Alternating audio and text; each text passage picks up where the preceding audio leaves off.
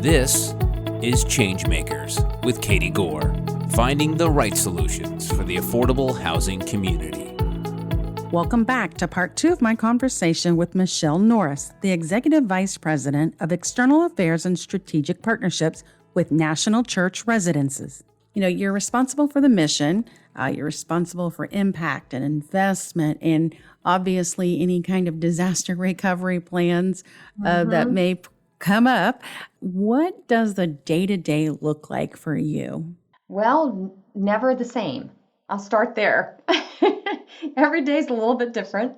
So yes, external affairs covers a lot of areas. So it is our public relations team, it is our crisis management team, it is our policy team, our philanthropy and our volunteerism, as well as our chaplaincy support team.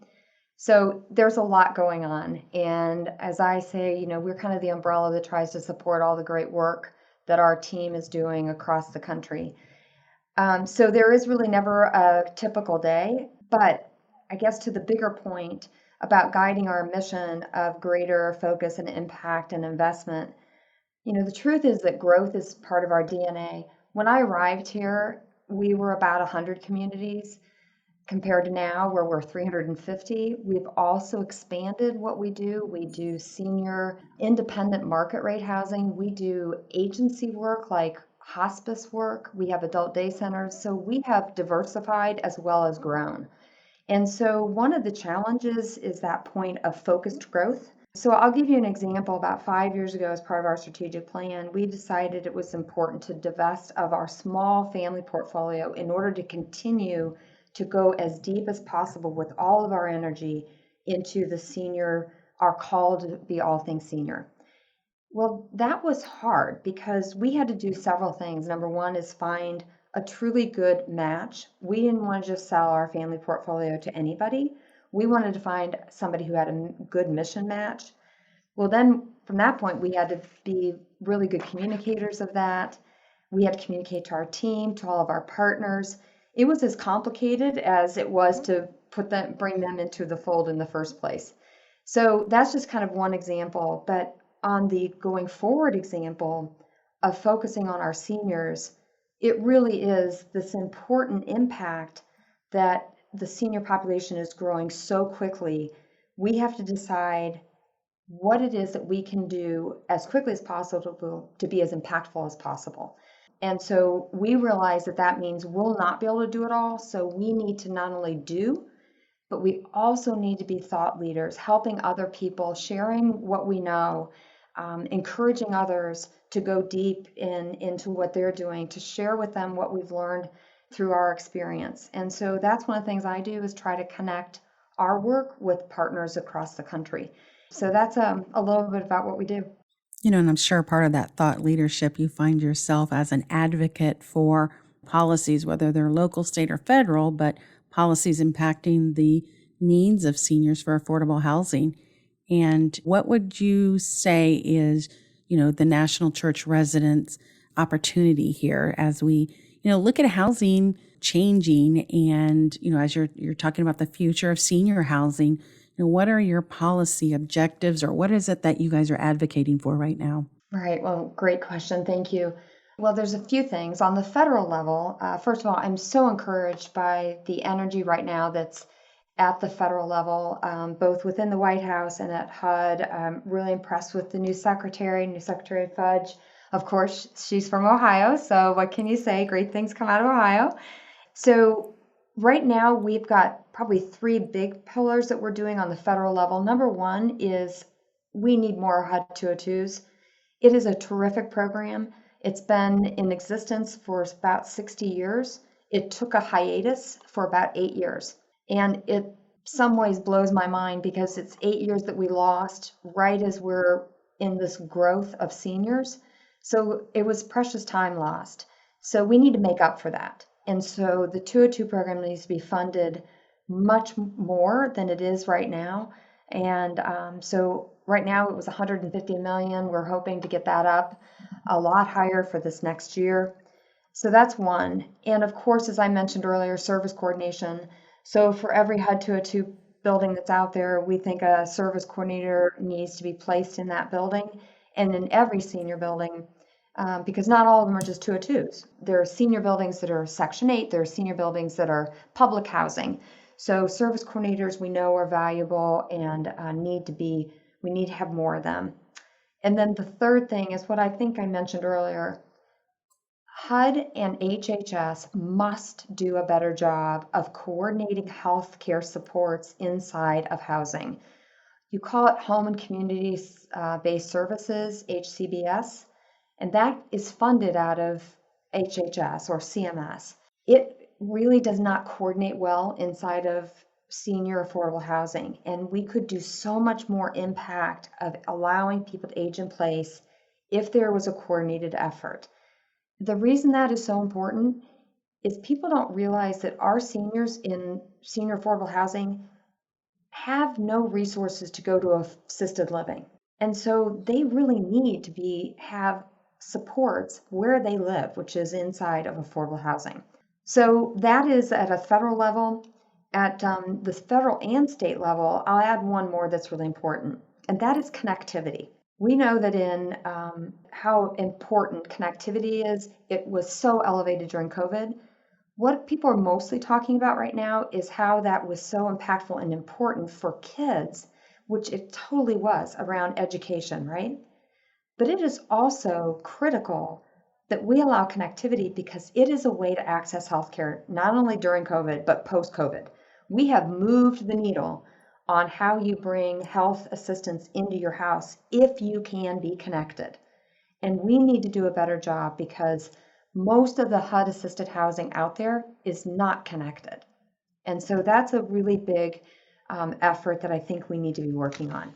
It's amazing how we used to think that was a discretionary point, as far as connectivity for seniors, or, there weren't really a lot of options. And now we've really embraced the fact that this is a core essential utility in most regards because of what it provides, and whether that is the telehealth option or it's the convenience or it's safety within their own home to be able to access various Zoom meetings or informational or whatever it is. But so I think that, that's definitely a positive evolution of, a priority for, your residents.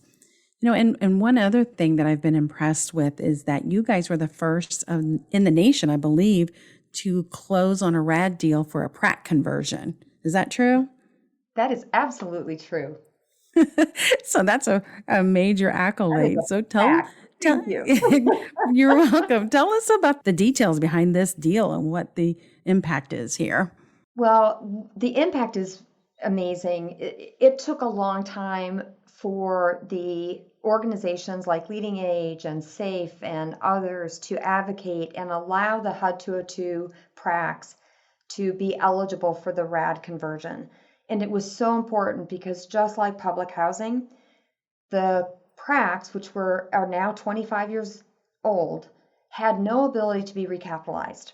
So the RAD for Prac allows them to go back to the capital markets to convert their Prac or their operating subsidy into Section 8 and leverage tax credits in order to do the necessary renovation to bring them back up to today's standards. 25-year-old buildings need facelifts, and 25-year-old buildings that were designed for seniors back then are different than where we are now. We know that aging in place features are more important than ever. And so it allows us to do all the necessary things for capital improvements as well as the aging in place features for seniors. In this case, our first Prac that we were able to do the conversion for happens to be in the state of Ohio. So we're still hoping that when we do our big grand opening that we would love to get the secretary to come out for it since it's in her state. But our goal of that not only was to renovate the building, but to really re-equip it for this aging in place features that we know are so important. And so we were able to work with a digital inclusion fund that was provided by one of our local banks, Huntington Bank, in order to wire and then provide devices for our residents in the building. So we're really excited that we're able to provide connectivity at the same time we were able to do this RAD conversion. So it was a big deal. We have several others in the pipeline. We are one of the nation's largest owners of PRACs. We have probably 90 or so PRACs in our portfolio. So it was a very big initiative for us that HUD is allowing us to come in and start the recapitalization process. I imagine your before and after pictures are going to look fantastic for these properties as well. Yes, we're very excited and couldn't be more honored than to be the first one to close. The HUD recap office were amazing with us, and we look forward to working with them on many more RAD conversions. Another thing that you guys are doing so well is that you guys are really advocates in the affordable housing space. And I think that's part of an unspoken job for all of us who are here. But, we really view that we need to educate people on what affordable housing is and really what it's not. One of the things that I've covered on previous podcasts is that, I've referenced debunking myths about affordable housing. And I've seen on your blog where you've even covered this. So what is your perspective, or what would you say if you had to debunk a few affordable housing myths? Well, I think the common one people have is, oh, it's public housing from the 40s or 50s. And we really have got to get people past that. Housing authorities, as well as nonprofits and for-profits, are so sophisticated now in designing buildings, building buildings, engaging the community. And actually, you almost have to. Opinions are so strong that it is not only a personal goal of our organization, but also I think it's almost a necessity to say that affordable housing must sit inside of the larger community in a way that's integrated. And so I think that's really important for people to understand. That is just how it works. And so people don't have to be afraid of affordable housing. I think the other thing, and this is a simple thing, but one that I'm prone to do, is to speak the lingo of affordable housing. And I just did it when I talked about RAD for PRAC. I talk about this, and if I mention this to a new board member, they'll look at me and say, what the heck are you talking about? So as affordable housing people, we really need to think about how do we educate the community without being so technical in our speak. We need to bring it to the public in a way that's a better education. I think we all need to spend more time doing that. It's not just educating the political people that can, approve our funding. It's, educating neighborhoods and neighbors and churches, and because it's a very confusing world of affordable housing. And, we in the industry need to do a much better job of simply presenting affordable housing in a way that people can understand. That's a good point, because so many of us operate based upon the HUD lingo or the HUD program designation or the rules of eligibility. And we're talking about institutional program verbs and nouns, but we're not really saying, okay, we're delivering housing for working families, single mothers, seniors, people, who are differently abled, or, veterans. And if we can personalize who is it that we're serving, as opposed to the institutional program verbiage, that is a technical nuance, but it's also saying, no, we're talking about the people here. We're talking about the needs, not, the funding designation, or we're not talking about the, 20-year HAP agreement or whatever it is that we're referencing. Right. So that's a good point. And I think that's something that, our industry should challenge ourselves, to do a better job in. You're right. And kind of speaking about the industry, you're on several affordable housing boards, and, Leading Edge you mentioned, Corporation for Supportive Housing you mentioned, and you're also, you've been a past president of the Ohio Housing Council and the NAMA, which is the National Affordable Housing Management Association. Talk to us about the level of synergy that comes from within the industry as we try to solve the affordable housing crisis? Why are all these different organizations needed? And, really, what synergy is there amongst us? Well, first of all, synergy, it's a great point. Synergy is so critical. I have in my memory bank a time when I was on the Hill and I was talking to one of the committee staffers in the Senate. I walked into her office and she looked at me and she was clearly having a bad day. She stood up and she said, "Walk with me." And she took me down to the cafeteria. And as we were going down, she lectured me on you people who can all come in with different ideas and different things you're looking for in affordable housing. You guys need to get your act together and ask for the same stuff. I learned then how important it was that we in the industry must be collectively on the same page. And so the different associations, I believe the value they bring is to help keep us all singing from the same songbook. And that is important for all the different levels that we need to sing to. We have to sing to the federal level, and that's both the regulatory and legislative, right? We've got to be able to all talk about what's important to change or tweak in HUD regs as much as we need to talk to Congress about funding and the programs. We need to all talk at the state HFA level because that's really where it drives the priority of where the tax credits go and who gets funded. And then we need to advocate at city and county levels because often the dollars that are things like home monies and CDBG are allocated there. So it is up to us to be able to continue to message, so to speak, the same important priorities in order to make sure that the decision makers at all those levels are trying to prioritize the same things. And so I think that's why it's so important, because left to our own devices, if we didn't work with these different associations, we'd only speak on behalf of our own organization. And then it becomes too complicated. And so I think that's why these organizations, these associations are so good. And I'd say the other thing they do is they bring, no disrespect, but some healthy competition between all of us. There's no question if I hear one of my colleagues did a really cool, I would call it cool, innovative community, it makes me want to do it too. So I think it brings up a competition that makes us all better. And it also allows us to keep that, regional flair, community flair at the same time being able to, best practice with somebody else, just like you mentioned, whether that's, a competitive aspect of it or whether that's just saying, hey, they did it over there. And why can't we have that same service offering or flexibility or design feature?